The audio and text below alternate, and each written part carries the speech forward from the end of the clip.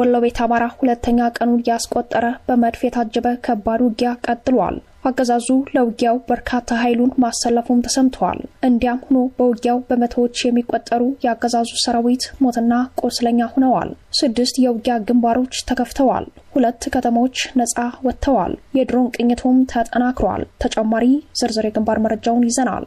የብልጽግናው አገዛዝ ከፋኖ ጋር ለመደራደር ጥረት እያደረኩ ነው ሲሉ በብአዴን አፈቀላጤ በኩል ተናግረዋል። የስርዓቱ አፍ የሆኑ ግለሰቦችም መንግስት ከፋኖ ጋር ድርድር ሊጀምር ነው ሲሉ አጀንዳውን በማራገብ ላይ ናቸው።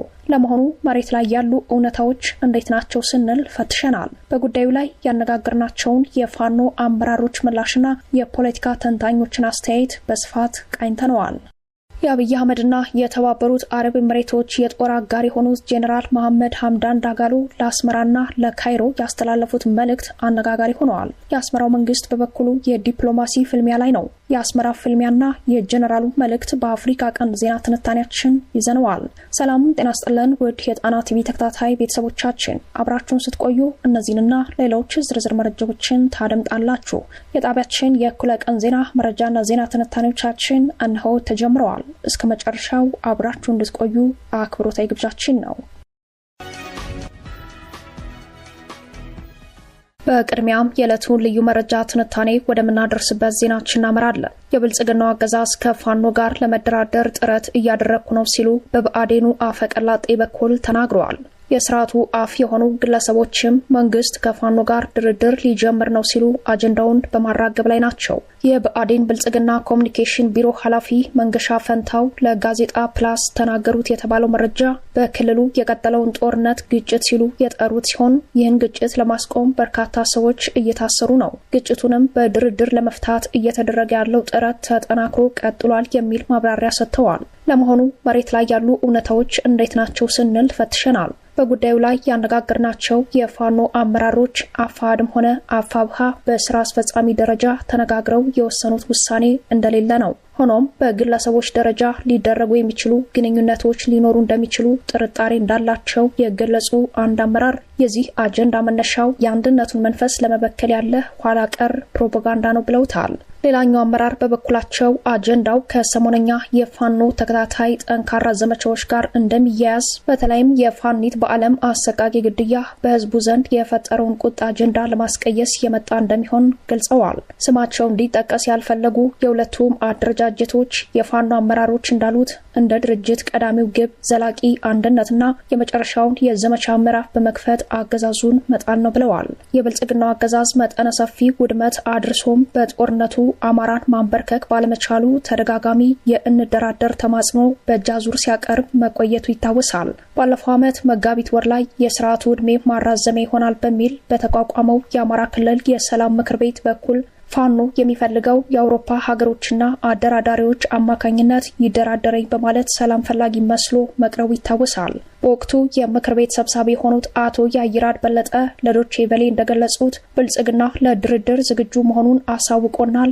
አለመተማመኑን ለማስወገድ የፋኖ ኃይሎች በሚፈልጓቸው የአውሮፓ ሀገሮችና አደራዳሪዎች አማካኝነት ድርድሮች እንዲደረጉ ፈቃደኝነት አሳይቶናል ቢሉም ከጦር ወንጀለኛው ብልጽግና ጋር ፋኖ በምን አግባብ ሊደራደር እንደሚችል የታወቀ ነገር አልነበረም። የታየ ተጨባጭ እንቅስቃሴ እንዳልነበረም ይታወሳል። ያሁኑ የተለየ የሚያደርገው የብአዴን ብልጽግና ኮሚኒኬሽን ቢሮ ኃላፊ መንገሻ ቀጥታ የተናገሩት መሆኑ ነው የሚሉት የጉዳዩ ተከታታዮች አጀንዳው አዲስ ነገር የለውም፣ ወቅታዊውን የፋኒት በዓለም አጀንዳና የህዝቡን ቁጣ ለማብረር ታስቦ እንዲሁ የተነገረ ሊሆን ይችላል የሚለውን እይታ ተጋርተዋል። በሌላ በኩል የድርድር ቅድመ ሁኔታዎች ከአማራ ህዝብ ዘላቂ የህልውና ሁኔታ አንጻር ሊታይ እንደሚገባም ተጠቁመዋል። የአማራ ጠላቶች በኢትዮጵያ ምድር ውስጥ ከአማራው በላይ የተጠናከረ ድርጅትና ወታደራዊ አቅም እስካላቸው ድረስ የአማራ የህልውና አደጋ ቀጣይነት አለው ያሉት ተንታኞች አገዛዙ አሁን ባለበት ወታደራዊ ቁመና በቀጣዮቹ 2 ወራት የሚያደርጋቸው ዘመቻዎች የሞት ሽረት ናቸው ብለዋል። በእነዚህ ወሳኝ የውጊያ ወራት የአማራ ፋኖ የመጣበትን የድል ከፍታ ማስጠበቅ ከቻለ ብልጽግና በማዕከላዊ ስልጣን ላይ የመቀጠል አቅም አይኖረውም። አዙሪታዊ የኢኮኖሚ ድቀቱ በራሱ የከተማ ትግል ግንባር የሚቀሰቅስ በመሆኑ አፋፍ ላይ ያለው አገዛዙ መናዱ አይቀሬ ነው ሲሉ ስርዓታዊ ቁመናውን አስረድተዋል።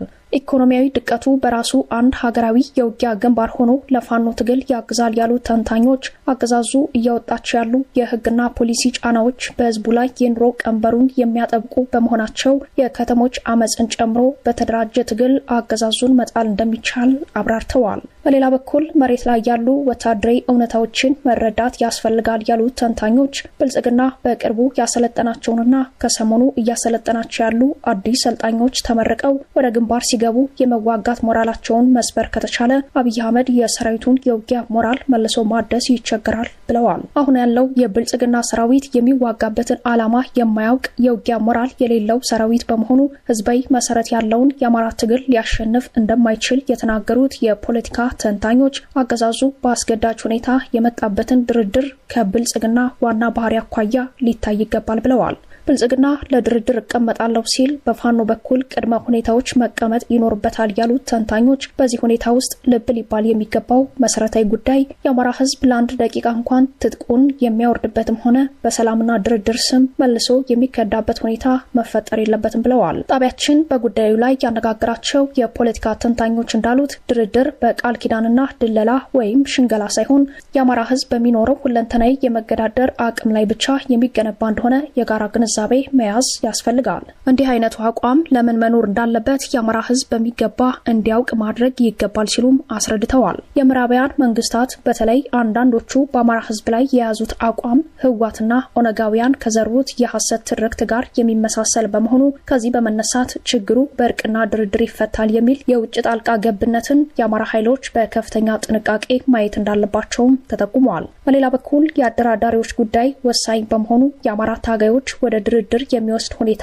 በተግባር ከተፈጠረ አደራዳሪዎችን በጥንቃቄ የመምረጥን አስፈላጊነት መረዳት አለባቸው ያሉት የፖለቲካ ተንታኞች ድርድሩ መሰረታዊ የሆኑ ሀገሪቱን ለውድመት ህዝቧን ለእልቂት የዳረጉትን ህገ መንግስታዊ ችግሮች ለመፍታት ያለመ ሆኖ እንዲቀረጽ መዘጋጀት ይገባል ብለዋል። ለጣጥፎና ጠጋግኖ መልሶ አማራን ለሌላ ዙር እልቂት የሚዳርግ ስምምነት መቀበል አደጋለው ያሉት ተንታኞች የአማራ ህዝብ ትግል አጀንዳዎች ሀገራዊ መነሻ ያላቸው እንደመሆኑ መጠን ድርድሩ በክልል ደረጃ ሳይሆን በፌዴራል ደረጃ መሆን ይኖርበታል ብለዋል። ድርድሩ የአማራን ህዝብ ተጋድሎ የትግሉ ሰማዕታትን ዋጋ የሚያከብርና የህዝቡን ክብር በሚመጥን መልኩ መሆን ይኖርበታል ያሉት ተንታኞች የድርድሩ መሰረታዊ ጭብጦች አዲስ አበባን ጨምሮ በመላ ሀገሪቱ የሽግግር መንግስት ለማቋቋም የሚያስችል የጋራ ኮሚሽን ስለማዋቀር፣ የብልጽግና ሰራዊት ከድንበር ቀጠና ውጭ ያለው ከክልሉ እንዲወጣ ስለማስገደድ፣ በክልሉ የተፈጸሙ የጦር ወንጀሎችን የሚያጣራና ተጠያቂነትን የሚያረጋግጥ ብሔራዊ ፍርድ ሸንጎ እንዲሰየም ስለማድረግ የሚሉት ነጥቦች በድርድሩ ቅድመ ሁኔታዎች ላይ ትኩረት ከተሰጣቸው ድርድሩ የአማራን ህዝብ ተጋድሎ የትግሉ ሰማዕታትን ዋጋ ያከበረ ይሆናል ብለዋል። ይህም ሆኖ ግን ከአሁናዊ ሁኔታ አኳያ በብልጽግና በኩል በድርድር ስም 3 የሴራ ዓላማዎችን እንደያዘ የሚጠቁሙት ተንታኞች በአንድ በኩል ፋኖን ማዘናጋት፣ በሌላ በኩል ደግሞ ሰላም ፈላጊ መስሎ በመቅረብ ፋኖ ሰላም ፈላጊ አይደለም የሚል ፍረጃ መስጠት፣ በሶስተኛ ደረጃ ፋኖ በትግሉ አካሄድ በሀሳብ ሊከፋፈል ይችላል የሚል የቅዠት ፍላጎት የተነሳ እንደሚሆን ጠቁመዋል። ለዚህም ብልጽግናን የሚታመን ኃይል አለመሆኑን በምሳሌነት የሚያቀርቡት ተንታኞች ድርድርና የብልጽግናው አገዛዝ የማይተዋወቁ ተቃራኒ ሀሳብ መሆናቸውን ሁሉም የትግሉ ተዋናይ ብዥታ ሊኖርበት አይገባም ብለዋል። ይልቁንም አገዛዙ መውደቁ አይቀሬ መሆኑን አውቆ ለታችኛው መዋቅር የወረዳና የቀበሌ አመራሮች፣ ለጸጥታ ኃይሉ፣ ለአድማ ብተና፣ ለሚሊሻና መደበኛ ፖሊስ እንዲሁም በዞንና በክልል ደረጃ የቢሮክራሲ አመራር ሚና ላላቸው በጦርነት ውስጥ አመራር ላልሰጡ ሰዎች ፋኖ ምህረት ወይንም አምነስቲያቸውን የሚያረጋግጥበት ስምምነት በዓለም አቀፍ ማህበረሰብ ፊት ቃል ኪዳን ሊገባ እንደሚገባ፣ በዚህም ቀሪ እልቂቶችን መቀነስ እንደሚቻል ምክረ ሀሳባቸውን ሰንዝረዋል። በተከታይ አፍላ የውጊያ መረጃዎችን ወደምንመለከትበት ወደ ግንባር ዘገባዎቻችን እናመራለን። በወሎ ቤት አማራ ዳግም በተቀሰቀሰ ውጊያ ሁለተኛ ቀኑን ያስቆጠረ በመድፍ የታጀበ ውጊያ ቀጥሏል። በወሎ ቤት አማራ መነሻውን ቆቦ ከተማ ያደረገ ወደ ተኩለሻ አቅጣጫ በጄኔራል መድፍ የታጀበ ውጊያ ሁለተኛ ቀኑን ይዟል። የብልጽግና ሰራዊት ለውጊያው በርካታ ኃይሉን ማሰለፉም ተሰምተዋል። እንዲያም ሆኖ በውጊያው በመቶዎች የሚቆጠሩ የአገዛዙ ሰራዊት ሞትና ቁስለኛ ሆነዋል። በዚህም ቆቦ ሆስፒታልና ቆቦ ጤና ጣቢያ የህዝብ አገልግሎት ዝግ ሆኗል ሲል አፋብሃ መኔልከዝ የህዝብ ግንኙነት መምሪያ አስታውቋል። እዙ በግንባር መረጃው ላይ እንዳመላከተው በበርካታ ቀጠናዎች ከአገዛዙ ሰራዊት ጋር ከባድ ትንቅንቅ እያደረገ የተለመደውን ድል እያስመዘገበ ነው ብለዋል። ከዚህ ጋር ተያይዞም ሁለተኛ ቀኑን ባስቆጠረው ውጊያ ከ6 በላይ ግንባሮች እንደተከፈቱ፣ ውጊያውም በከባድ መሳሪያ የታጀበ እንደሆነ እዙ በግንባር መረጃው አመላክተዋል። ውጊያው የላስታና የራያ ቀጠናዎችን ያካለለ ሰፊ ቀጠና መሆኑም ታውቋል። የዋግምራ ዞን አካል የሆኑት አስከተማና ሐሙሲት ከተማ በፋኖ ኃይሎች እጅ ገብተዋል። በርከት ያሉ የብአዴን ብልጽግና የሚሊሻ አባላትም በምርኮ ተይዘዋል። ይህንን ተከትሎ የድሮን ቅኝቱ ተጠናክሯል። ዛሬ ጥቅምት 7 ከንጋት ጀምሮ በራያ ቆቦ ወረዳ በቆቦ ከተማ ዙሪያ የሚገኙ ገጠራማ መንደሮች በተለይም አርበት፣ ጨፌ ሜዳ፣ አማያ፣ ዲኖ፣ ተኩለሽ እስከ ሮቢትና ጎብዬ እንዲሁም እስከ ላስታ ግዳን ዙሪያ የድሮን ቅኝት እየተደረገ እንደሚገኝ ተጠቁመዋል። በተመሳሳይ በዋግምራ ዞን አስከተማና ዙሪያም የድሮን ቅኝት መደረጉ ተረጋግጧል። ማህበረሰቡ ለጥቃት ከሚያጋልጡ እንቅስቃሴዎች እንዲቆጠብ መልእክቶች ተላልፈዋል። በሌላኛው የግንባር መረጃ በጎንደር ማዕከላዊ አርማጭሆ ቀጠና ባንብል በተባለች ልዩ ቦታ የፋኖ ኃይሎች የብልጽግና ጥምር ጦር ላይ ከባድ ጉዳት ማድረሳቸው ተሰምተዋል። ይህን ልዩ ዘመቻ የመሩት የአፋብሃ በላይ ዘለቀ እዝ ደጃዝማች 4ኛ ኮር ረመጡ ደጀን የፋኖ ኃይሎች መሆናቸው ታውቋል። በዘመቻው ከ7 በላይ የብልጽግና ጥምር ጦር በአጭር ሰዓት ውጊያ ሲደመሰሱ 11 መቁሰላቸው የግንባር መረጃው ያሳያል። አመዛኙ የአርማጭሆ ቀጠናዎች በፋኖ ኃይሎች እጅ የገባ ሲሆን ከከተሞች በመነሳት ወደ ፋኖ ነጻ ቀጠናዎች የሚደረጉ የአገዛዙ እንቅስቃሴዎች ተገድበዋል። በዛሬው የአውደ ውጊያ ውሎ በፋኖ በኩል የደረሰ ጉዳት እንደሌለ እዙ በግንባር መረጃው አስታውቋል። አድማጭ ተመልካቾቻችን ምርጫቸውን ጣና ቲቪ ስለምታደርጉ እናመሰግናለን። የአስመራ ፍልሚያና የጀነራሉ መልእክት። በብልጽግና የመወረር ስጋት የገጠመው የአስመራ መንግስት በብርቱ ዲፕሎማሲያዊ ትግል ላይ ይገኛል። ከአሜሪካ እስከ አውሮፓና እስከ አፍሪካ ቀንድ ሀገራት ድረስ የተሰማሩት የአስመራ ዲፕሎማቶች የብልጽግናን ድንበር ተሻጋሪ ጦርነት ዝግጅት በማጋለጥ አስቁሙት በሚል ተማጽኖ ይገኛሉ። በዲፕሎማሲው መስክ ረጅም ልምድ ካላቸው የኤርትራ ዲፕሎማቶች መካከል አንዷ የሆኑት በተባበሩት መንግስታት የኤርትራ አምባሳደር ሶፊያ ተስፋ ማርያም ከሰሞኑ በኡጋንዳ ካምፓላ በተካሄደ አንድ የገለልተኛ ሀገራት ጉባኤ ላይ በመገኘት ያስተላለፉት መልእክት ከቀጠለው ፍልሚያ ጋር ይያያዛል። በመድረኩ ንግግር ያደረጉት አምባሳደሯ ሀገራቸው ኤርትራ ትንሽ ትልቅ ሳትል የሁሉንም ሀገራት ሉዓላዊነት እንደምታከብር፣ የሀገራቱን ነጻነት፣ የግዛት አንድነትና በውሳኔ ሰጭነት ያላቸውን ስልጣን ማክበር የሚገባ መሆኑን እንደምታምን ካብራሩ በኋላ የመወረር ስጋታችንን እወቁልን ብለዋል። በሰላም አብሮ ለመኖር የጋራ ራዕይ ማዕከል የሆነውን የሀገራት ሉዓላዊነት መጠበቅ የኤርትራ ጽኑ እምነት መሆኑን የገለጹት አምባሳደሯ ቀጠናዊና ዓለም አቀፋዊ አለመረጋጋትን ሊያስከትል የሚችል ማናለብኝነትንና ግዴለሽነትን የተከተለ አካሄድን ኤርትራ እንደማትቀበለው በአጽንኦት ተናግረዋል። በሌላ ቀጠናዊ መረጃ የሱዳን ፈጥኖ ደራሽ ጦር መሪ መሐመድ ሐምዳን ዳጋሎ ለአስመራና ካይሮ ያስተላለፉት መልእክት አነጋጋሪ ሆነዋል። ከዚህ ቀደም አስመራን በድሮን እንደሚመቱና በካይሮ ላይም እርምጃ እንደሚወስዱ የዛቱት ጄኔራሉ በዚህኛው መልእክታቸው ለዘብተኛ አቋም ማሳየታቸው ትኩረት ስበዋል። በጉዳዩ ላይ አነጋጋሪ ዘገባ የሰራው ሱዳን ታይምስ ጋዜጣ የዳጋሎን የአንድ ቪዲዮ ኮንፈረንስ ንግግር ዋቢ አድርጎ ነው። በዘገባው መሰረት ዳጋሎ ከአስመራና ካይሮ ጋር አብሮ የመስራት ፍላጎት ያላቸው መስለው ታይተዋል። ለኢሳያስና ለአልሲሲ ባላንጣ ከሆኑት አብይ አህመድ ጋር ያላቸው ግንኙነትንም ማቋረጥ እንደማይፈልጉና ይበልጥ አብረው የሚሰሩበት ሁኔታ እንዳለ በዘገባው ላይ ተመላክተዋል። ተፋላሚያቸው የሱዳኑ ከፊል አስተዳደር ጄኔራል አብዱል ፈታህ አልቡርሃን ከአስመራና ካይሮ ጋር ያላቸውን ግንኙነት ለወትረው ጠበቅ አድርገው መያዛቸውን በፖለቲካዊ ጉብኝት እያረጋገጡ ባሉበት በዚህ ወቅት እንዲያለ መልእክት ማስተላለፋቸው የረፈደ ጥሪ መስለዋል። የወቅቱ የአስመራ ስጋት የሆኑት ዳጋሎና አብይ ከመሆናቸው ጋር ተያይዞ ከኢሳያስ ለዳጋሎ አብረን እንስራ ወይም የጋራ ጉዳዮቻችን ላይ እንተባበር ጥሪ ምላሽ ሁለት ወዶ አይሆንም የሚል ምላሽ እንደሚሆን ተገምተዋል። ጉዳዩ ከአብይና ዳጋሎ የጦር መሳሪያ አስታጣቂ ከሆነችው አረብ ኤሚሬትስ ጋር አያይዘን በስፋት መዘገባችን ይታወሳል። አብይ ኢትዮጵያን ከኬንያ ሞምባሳ ወደብ ወደ ሱዳን የሚጓጓዘው የተባበሩት አረብ ኤሚሬቶች የጦር መሳሪያ መተላለፊያ እንድትሆን በማድረግ ለሱዳን የውክልና ጦርነት አመቻች ሆነዋል። የአብይ አገዛዝ ለሱዳን ጦርነት የሚውል የተባበሩት አረብ ኤሚሬቶች የጦር መሳሪያ መተላለፊያ በር መሆኗ በሱዳን ያለውን ግጭት ከማባባስ ባሻገር በአፍሪካ ቀንድ ያለውን ቀጠናዊ ውጥረት የሚያባብስ ተደርጎ ሊታይ እንደሚችልም በጉዳዩ ዙሪያ በተከታታይ የወጡ መረጃዎች ያመለክታሉ።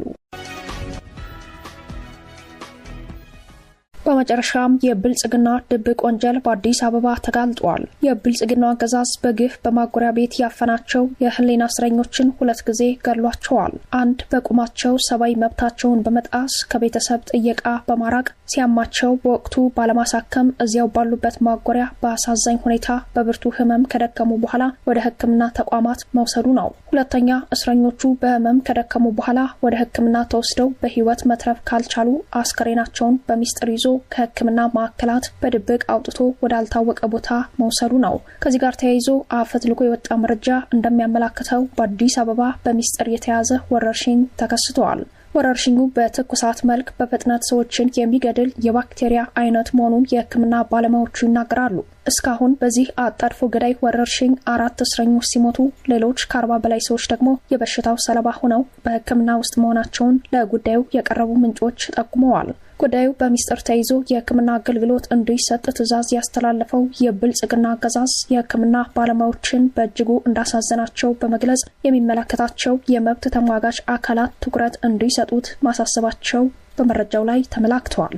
አሁን በዚህ ሰዓት በርካታ ታካሚዎች በበሽታው ተጠቅተዋል። ከቅዱስ ጴጥሮስ ሆስፒታል አስቸኳይ የድጋፍ ሰጪ የሕክምና ቡድን ቢመደብም ከእስር ቤት በህመም ተዳክመው የመጡ ሰለባዎችን ውድ ህይወት ለማትረፍ ፈታኝ እንደሆነ በመረጃው ላይ ተመላክተዋል። በወረርሽኙ ህይወታቸው ያለፈ 4 ሰዎች አስከሬናቸው በድብቅ ከሕክምና ማዕከል መውጣቱም ታውቋል። በቃሊቲ ውሃ ልማት ጀርባ የሚገኘው የሰራተኛ ማህበራዊ ጉዳይ መጋዘን ውስጥ በ10 ሺህ የሚቆጠሩ እስረኞች የወረርሽኙ ሰለባ ከሆኑት መካከል በቀዳሚነት ተጠቅሰዋል። ኢሬቻን በማስመልከት ከአዲስ አበባ ጎዳናዎች ታፍሰው በዚህ ማጎሪያ ጣቢያ የሚገኙ እስረኞች አስከሬናቸው በየቀኑ እየወጣ ነው ተብሏል። በዚህ እስር ቤት ያሉት በርካቶቹ ህዝብና የሚመለከተው የመፍትሄ አካል እንዳይመለከታቸው በብልጽግና የድብቅ ወንጀል ሪከርድ በሚስጥር ለተያዘው ወረርሽኝ ሰለባ ሆነዋል። ከዚህ ማጎሪያ ካምፕ የሚወጡት አብዛኞቹ ተጠቂዎች ከተዳከሙ በኋላ ሕክምና ስለሚያገኙ በህይወት የመትረፍ እድላቸው ጠቧል።